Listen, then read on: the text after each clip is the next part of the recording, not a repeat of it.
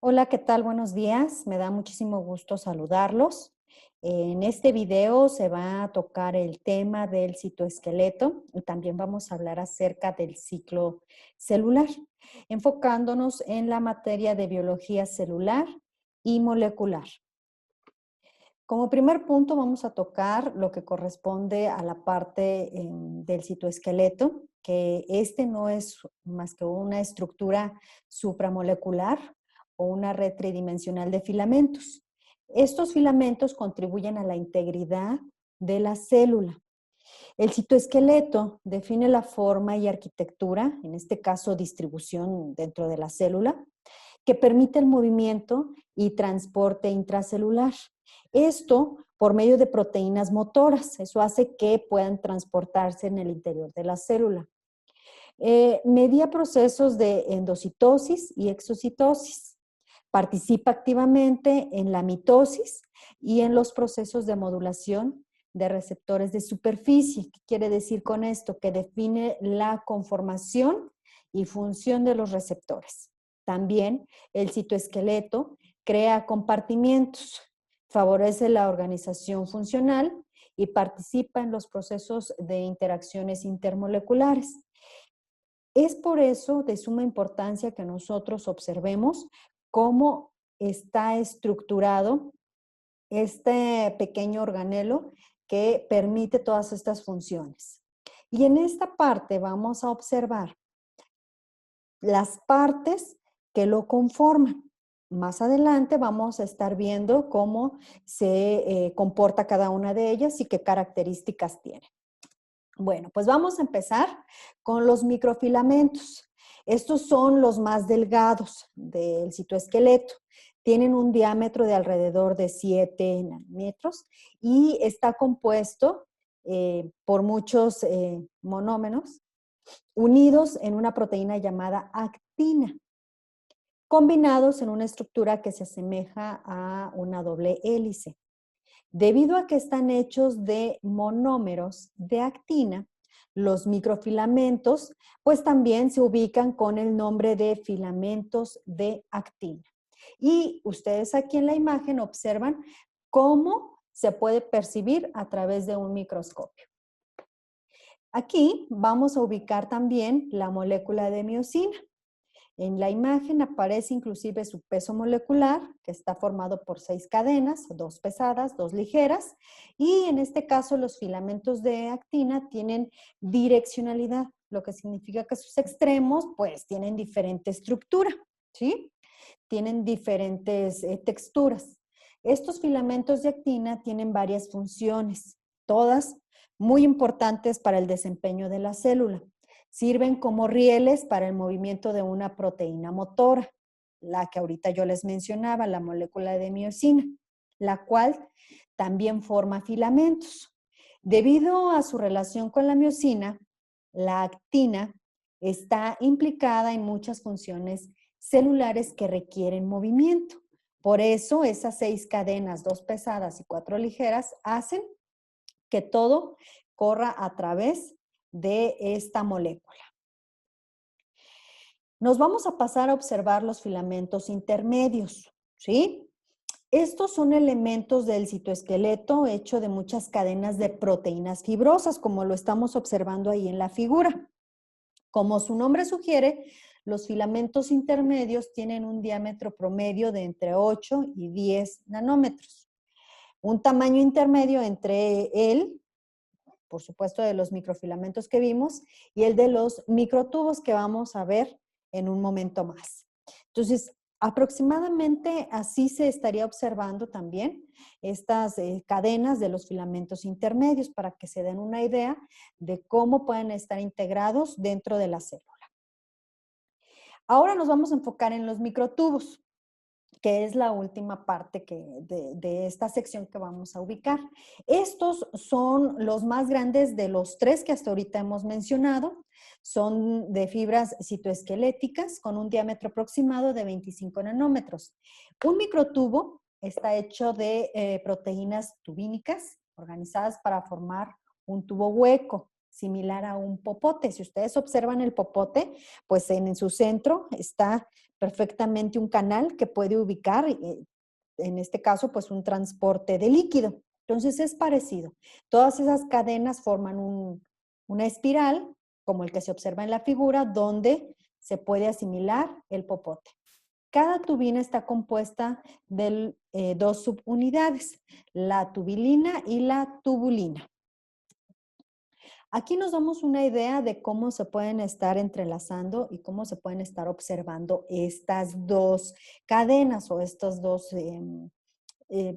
pues, orángulos, ¿sí? Los microtubos, como los filamentos de la actina, son estructuras dinámicas. Pueden crecer y desmontarse rápidamente mediante la acción o, en este caso, remoción de las proteínas tubúnicas. Al igual que los filamentos de actina, también presentan direccionalidad, que significa que en sus dos extremos son estructuralmente diferentes. Y también por ahí en una célula los microtubos juegan un papel estructural importante, ya que ayudan a que la célula resista la fuerza de comprensión. Entonces, así como ustedes están observando ahorita en la imagen, así se unen para estar formando este canal que se asemeja a un popote.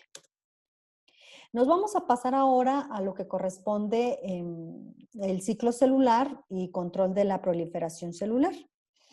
Por ahí nosotros sabemos que la vida de una célula se inicia con su formación a través de la división de una célula madre, ¿sí?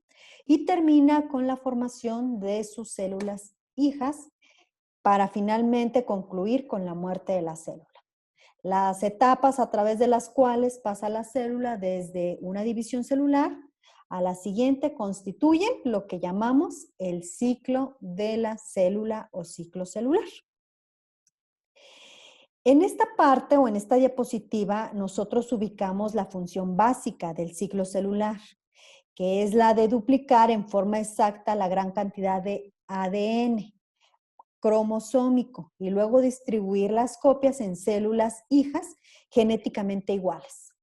La duración del ciclo celular varía de manera significativa en los distintos tipos celulares, debido a que los organismos que están compuestos de células, pues son organismos diferentes. Un ejemplo, la célula animal, como ya lo hemos visto en otros videos, es muy diferente a la célula vegetal. Por eso tienen distintos tipos de duración para poder realizar sus ciclos. Y aquí observamos la fase G, fase S, donde las estructuras necesarias para la división empiezan a montarse, los cromosomas empiezan a condensarse, hay duplicidad inclusive del ADN y proteínas asociadas, existen dos copias para la información genética de la célula y también observamos que la célula duplica su tamaño y aumenta la cantidad de organelas, enzimas y otras moléculas. Entonces, todas estas fases hacen que por ahí puedan crear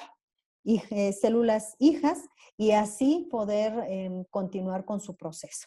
¿Sí? Lo vemos perfectamente en la imagen. Nos vamos a pasar a las fases del ciclo celular. Existen por ahí la fase de síntesis. En esta etapa, la célula duplica su material genético para pasarle una copia completa al genoma a cada una de sus células, así como la transcripción a sus hijas como heredado, ¿sí? En la fase G1 y G2, que viene siendo como un intervalo, entre la fase S y M de cada ciclo hay dos fases más, denominadas intervalo, en las cuales la célula está muy activa metabólicamente, lo cual permite incrementar su tamaño, aumentar el número de proteínas y organelos. A eso se refiere con incrementar el tamaño, ¿sí? De lo contrario, las células serían más pequeñas con cada división. Por eso es importante esta parte de la fase. Viene lo que ubicamos como fase M, la famosa mitosis. En esta fase se reparten a las células hijas el material genético duplicado a través de la segregación de los cromosomas. Esta fase para su estudio se divide en 4. La interfase, que es la que estamos observando aquí en la imagen. donde se observa el nucleodo, la envoltura nuclear, membranas, etcétera, y el ADN duplicado, para después pasar a una profase. Aquí viene cómo los cromosomas son separados o se van interlazando para poder empezar a realizar esa transición, ¿sí?, de ADN. También ubicamos la metafase, que hay una zona o placa ecuatorial, que hay un polo, que hay ciertos organelos que van separándose para poder ubicarse. Después de esto, se pasa a una anafase. Y aquí en la imagen podemos ver ya cómo lo de la metafase se va separando y se va alejando un poquito un organelo del otro, para finalmente terminar en la telofase y la muy ubicada citocinesis. Aquí ya es cuando hay una construcción y la envoltura nuclear en formación se empieza ahora sí a ver que se separa en dos.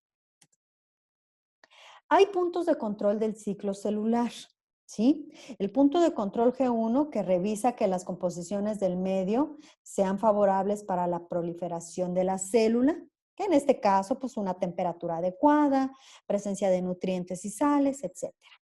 Que ésta haya crecido lo suficiente y que el material genético esté intacto, o sea, a eso se refiere, que va a controlar precisamente que el material genético se conserve tal cual, que no se pierda y que haya crecido lo suficiente para poder contenerlo. El punto de control G1 es el más importante, ya que coincide con el punto de restricción del ciclo celular. Como les digo, es el que en base al tamaño es como va a poder contener ese material genético. Posteriormente nos vamos a pasar al punto de control G2-M. Este garantiza que las células no ingresen en una fase de mitosis, que no se haga el proceso que se estuvo observando en la imagen anterior, hasta que no se haya reparado el ADN y se complete su aplicación. Después continuamos con el punto de control M. Este se encuentra en la fase de mitosis entre la metafase y la anafase. Se encarga de revisar que todos los cromosomas se hayan unido al uso mitótico. También ubicamos la regulación del ciclo celular eucariote.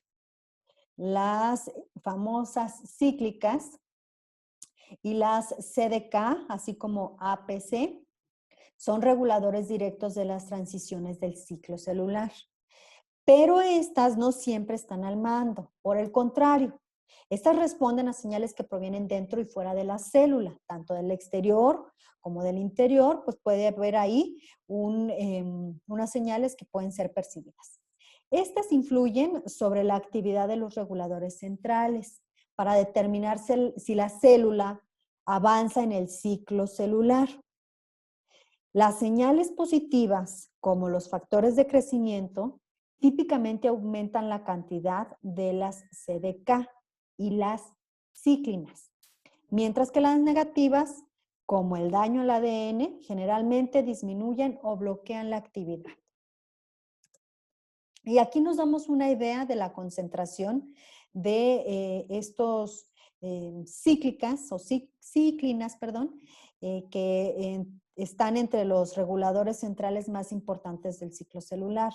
Son un grupo de proteínas relacionadas y en seres humanos la mayoría de estas eucariotas existen en 4 tipos básicos, que son estas: ciclina G1, ciclina G1 diagonal, ciclina S y ciclina M. Son las 4 principales que tiene esta parte.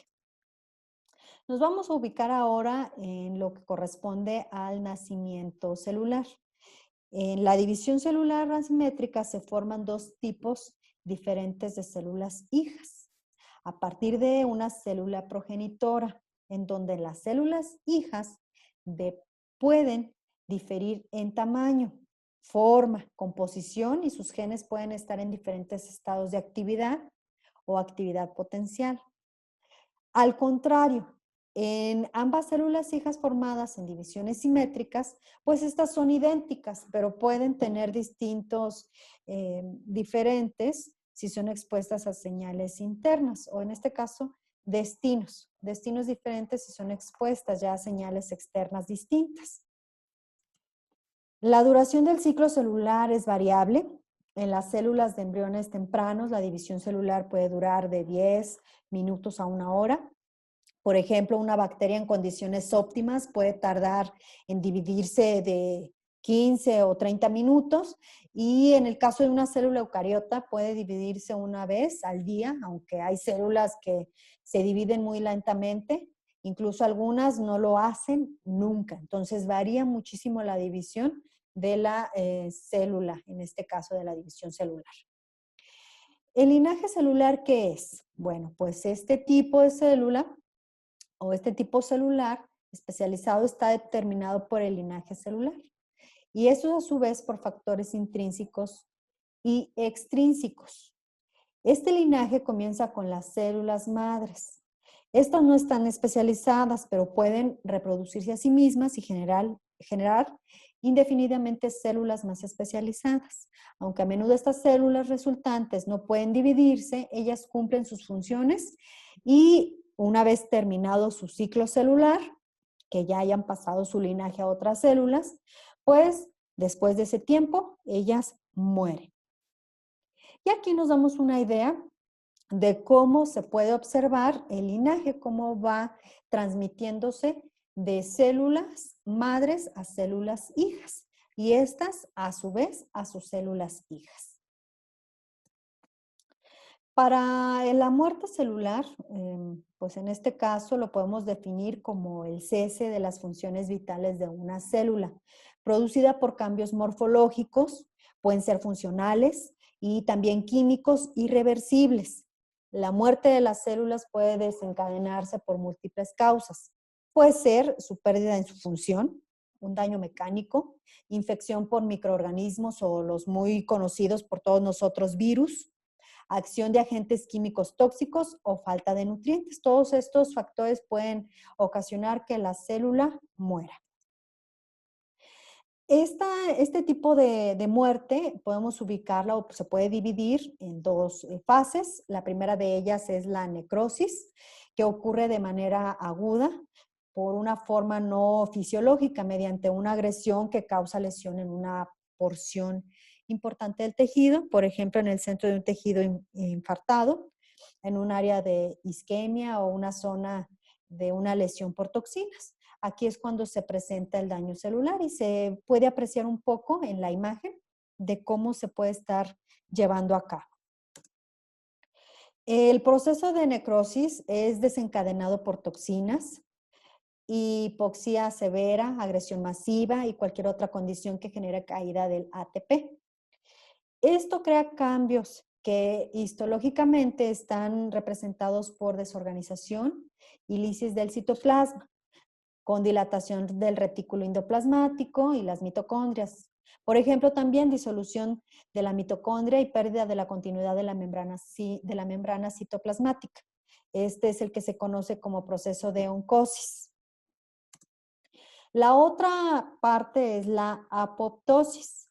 Este es el proceso que es desencadenado por condiciones fisiológicas o patagógicas sin pérdida de niveles de ATP, debido a que el mismo requiere de energía para su realización. Existen dos vías principales que pueden llevar a cabo la apófisis: inducción positiva o externa por un ligado unido de los receptores y específicos en la membrana plástica.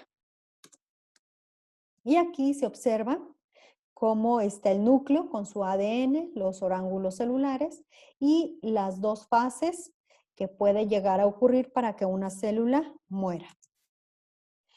Finalmente vamos a ubicar lo que corresponde al cáncer, esta enfermedad que recientemente ha tomado una gran auge, un gran apogeo, desafortunadamente en gran parte de la humanidad, mamíferos. El término de cáncer engloba un grupo de numerosos, números considerables de enfermedades que se caracterizan por el desarrollo de células anormales, que se dividen, crecen y se diseminan sin control en cualquier parte del cuerpo. Las células normales se dividen y mueren durante un periodo de tiempo prolongado. Sin embargo, la célula cancerosa o tumoral pierde la capacidad para morir y se divide casi sin límite. Por eso a veces observamos muchísimos cambios en el cuerpo cuando hay algún tipo de cáncer. Tal multiplicación en el número de células llega a formar unas masas denominadas lo que conocemos comúnmente en la medicina como tumores o neoplasias, que con su expansión pueden destruir y sustituir los tejidos normales con múltiples deformaciones. Y finalmente, no me queda más que agradecerles el tiempo en el video. Espero les haya servido de utilidad. Creo que es importante que nosotros ubiquemos que las células nos aportan prácticamente todo en nuestro organismo porque estamos constituidos de células y que hay que cuidarnos para que todas y cada una de ellas trabajen de manera correcta. Entonces, les agradezco nuevamente que tengan un muy buen día.